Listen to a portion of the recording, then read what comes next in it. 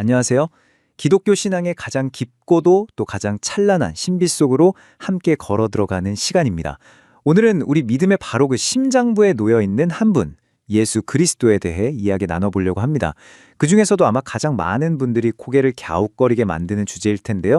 바로 그분이 어떻게 완전한 하나님이시면서 동시에 완전한 인간이실 수 있는지, 이 놀랍고도 중요한 진실을 함께 탐구해보는 시간을 갖겠습니다. 아마 마음속으로 한 번쯤은 이 질문 다들 품어보셨을 겁니다. 예수님은 정말로 하나님이면서 동시에 인간일 수가 있을까? 이건 마치 물과 기름처럼 또 N극과 N극처럼 결코 섞일 수 없을 것 같은 두 개의 존재가 어떻게 한 인격 안에 공존할 수 있느냐 하는 그런 물음이죠. 사실 이 질문은 한번 마음에 들어오면 쉽게 사라지지가 않아요. 아주 근본적인 물음이거든요. 이 거대한 신비 앞에 선 우리의 솔직한 당혹감, 바로 거기서부터 오늘 우리의 여정을 시작해 보겠습니다. 자, 그래서 이 거대한 질문을 우리가 함께 풀어보기 위해서요. 오늘은 한 5단계로 여정을 떠나볼까 합니다. 첫째, 풀리지 않는 모순.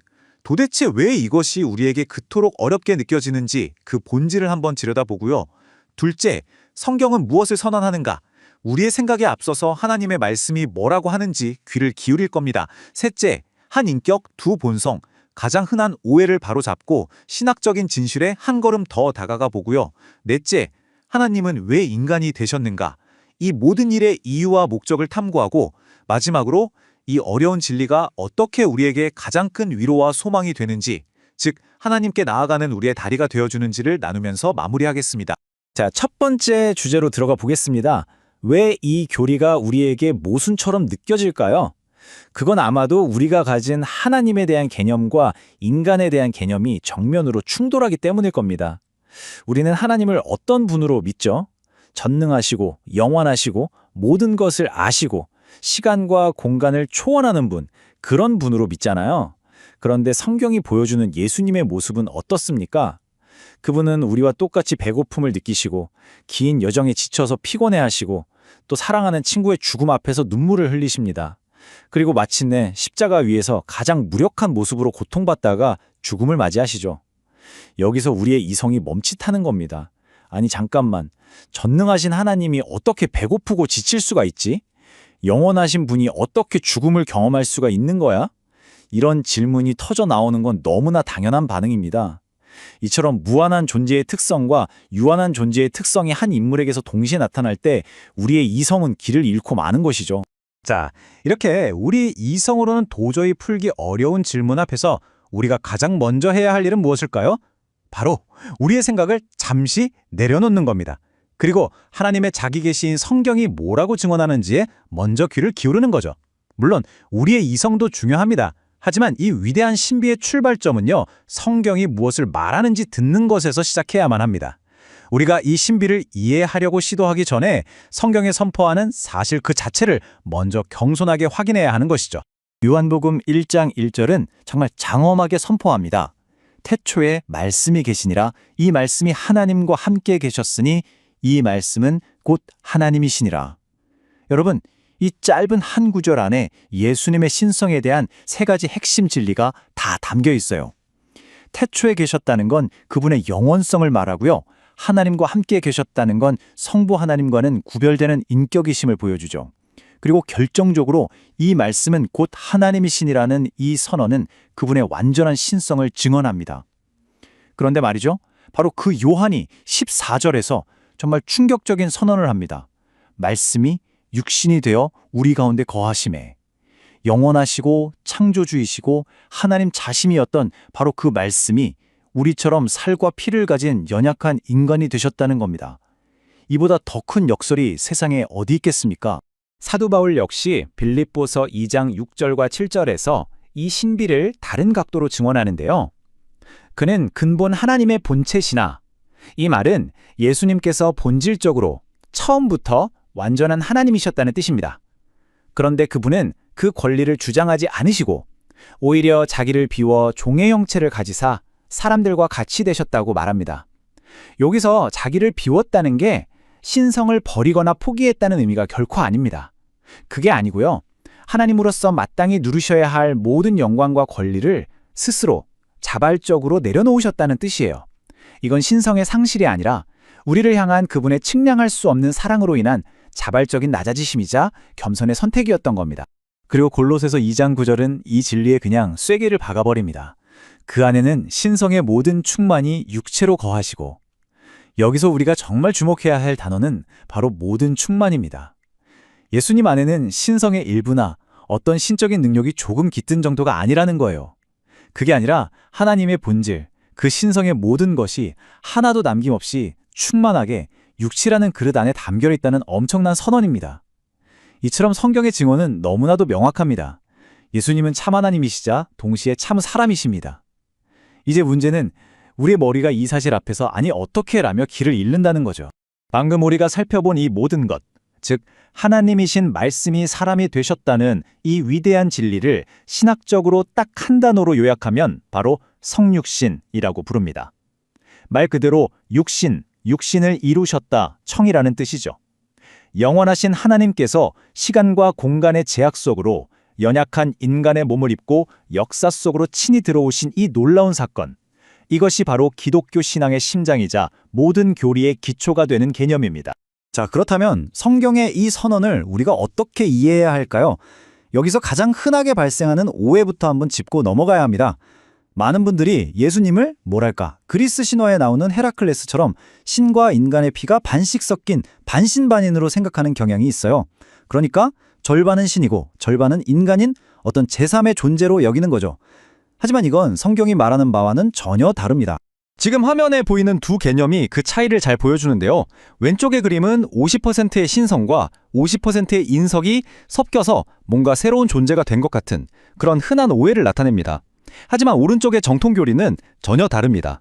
예수님은 한 분의 인격 안에 완전한 하나님의 본성, 즉 100% 신성과 완전한 인간의 본성, 즉 100% 인성이 서로 섞이거나 변화하거나 나뉘지 않은 채로 온전히 연합하여 존재하신다고 가르칩니다. 이건 100 더하기 100이 200이 되는 그런 수학적 계산이 아니에요. 오히려 이렇게 이해하는 게 더 정확합니다. 원래 100% 하나님이셨던 분이 100% 인간의 본성을 추가로 취하셨다. 그분은 덜 하나님도 아니고 초월적 인간도 아닌 완전한 하나님이시면서 동시에 완전한 인간이신 겁니다. 이해를 돕기 위해서 비유를 한번 들어볼게요. 거대한 기업의 회장님이 회사의 진짜 실상을 파악하기 위해서 자신의 신분을 완벽하게 숨기고 평사원으로 입사했다고 한번 상상해 보시죠. 그가 다른 사원들과 똑같이 땀 흘려 일하고 때로는 상사에게 꾸중도 돕는 동안 그의 회장이라는 신분이 사라진 건가요? 아니죠. 그는 여전히 그 회사의 소유주이고 모든 권한을 가지고 있습니다. 다만 그 권한을 스스로 사용하지 않기로 선택하고 자신을 그 환경에 제한했을 뿐입니다. 이처럼 예수님께서 인간이 되셨을 때 하나님이시기를 멈추신 게 아닙니다. 하나님으로서의 모든 속성을 그대로 소유하고 계셨지만 우리와 같은 자리로 내려오시기 위해서 그 신적인 권능의 사용을 스스로 제한하신 것이죠. 이것은 논리적인 모순이라기보다는 우리를 향한 사랑의 자기 제한이며 겸손의 결단인 것입니다. 지금까지 우리는 어떻게 예수님이 하나님이면서 동시에 인간이실 수 있는지에 대해 살펴보았습니다. 이제 우리는 훨씬 더 중요한 질문으로 나아가야 합니다. 바로 왜 하나님께서 굳이 이런 방법을 택하셔야만 했는가 하는 질문입니다. 그냥 하늘 보좌에서 내가 너희의 죄를 용서하노라 하고 선포만 하시면 되지 않았을까요? 왜 반드시 우리처럼 피와 살을 가진 인간의 몸을 입고 이 땅에 오셔야만 했을까요? 이 이유를 아는 것은 구원의 핵심을 이해하는 것과 같습니다. 성경은 크게 두 가지, 정말 필연적인 이유를 제시합니다. 첫째는 우리를 대신할 완벽한 제물이 되기 위해서입니다. 생각해보세요. 죄를 지은 것은 아담의 후손인 사람이기에 하나님의 공의는 그 죄의 값을 사람이 치를 것을 요구합니다. 그런데 우리 중에는 그 값을 치를 수 있는 사람이 단 한 명도 없죠. 모두가 죄인이기 때문입니다. 따라서 우리를 대신할 제물은 죄가 없는 완전한 사람이어야만 했습니다. 동시에 단 한 번의 죽음으로 과거와 현재, 미래의 모든 인류의 죄값을 치르려면 그 제물은 무한한 가치를 지닌 분, 즉 완전한 하나님이셔야만 했습니다. 바로 이겁니다. 예수님은 완전한 인간이셨기에 우리를 대표해서 죽으실 수 있었고 완전한 하나님이셨기에 그 죽음이 온 인류를 구원할 능력을 가질 수 있었던 것이죠. 그리고 둘째는 하나님과 인간 사이의 유일한 다리가 되시기 위해서입니다. 다리가 튼튼하려면 양쪽 강독에 모두 깊이 뿌리를 내려야 하잖아요. 한쪽이라도 허공에 떠 있다면 그건 다리가 될 수 없죠. 예수님도 마찬가지입니다. 그분은 완전한 하나님으로서 하나님의 편에, 그리고 완전한 인간으로서 우리 인간의 편에 온전히 서실 수 있는 유일한 중보자이십니다. 이제 복음서의 실제 장면들 속으로 한번 들어가 보겠습니다. 복음서는 이 어려운 교리를 이론으로만 설명하지 않아요. 예수님의 삶 속에서 그분의 신성과 인성이 어떻게 함께 드러나는지를 아주 생생하게 보여주거든요. 먼저 예수님께서 하나님만이 하실 수 있는 일들을 행하시는 장면들을 좀 살펴보겠습니다. 마가복음 2장을 보면 사람들이 지붕을 뚫고 중풍병자를 예수님께 데려오잖아요.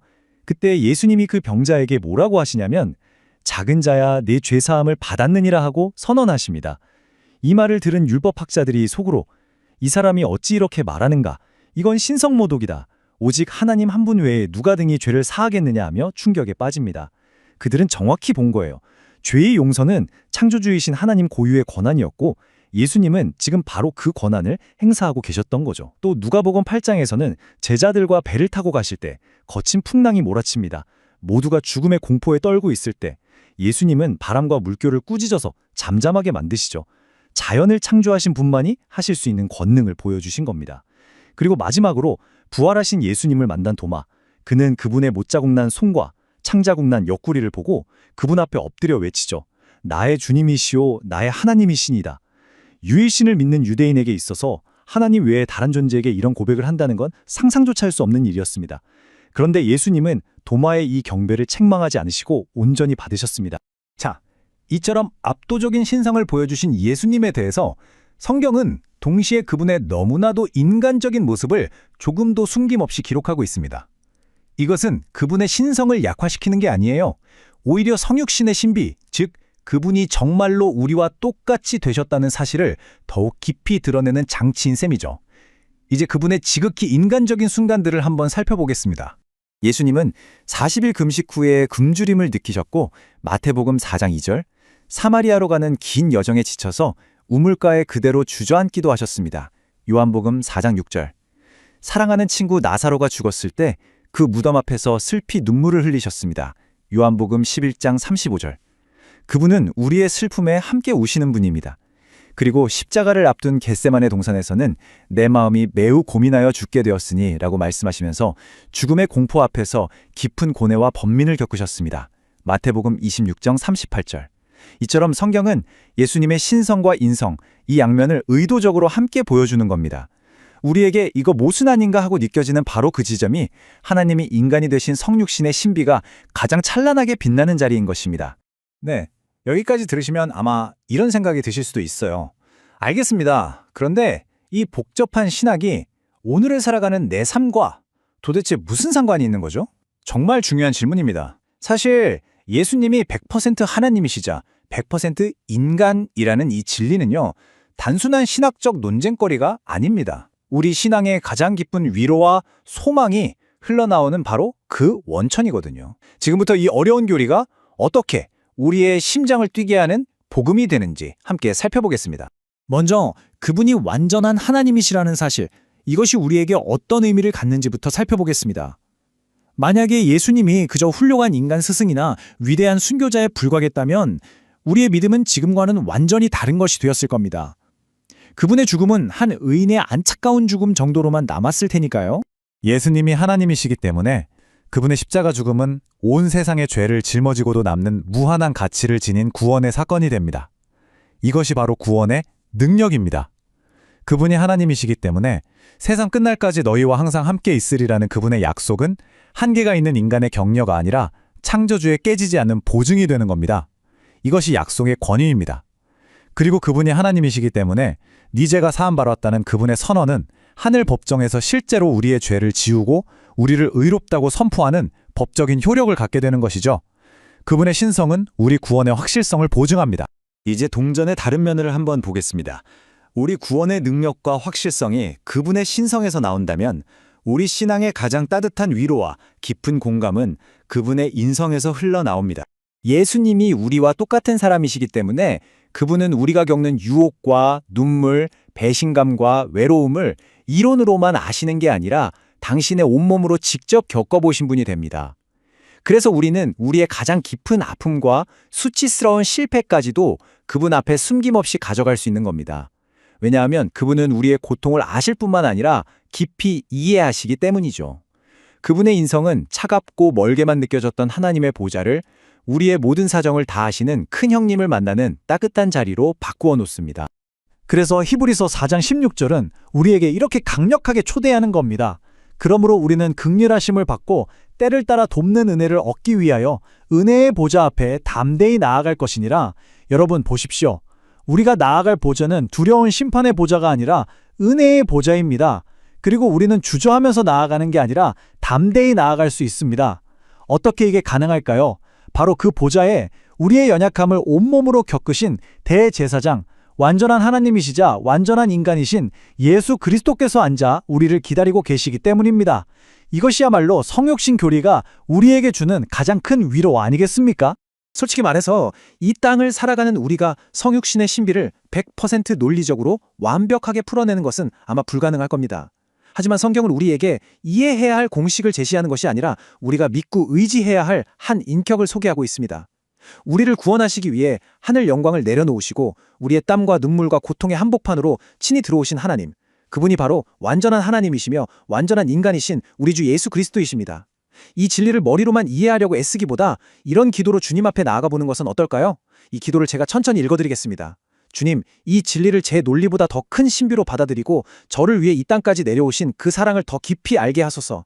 그 기도 속에서 이 어려운 교리가 머리의 개념을 넘어 우리 가슴의 뜨거운 위로와 흔들리지 않는 확신으로 자리 잡게 될 것입니다.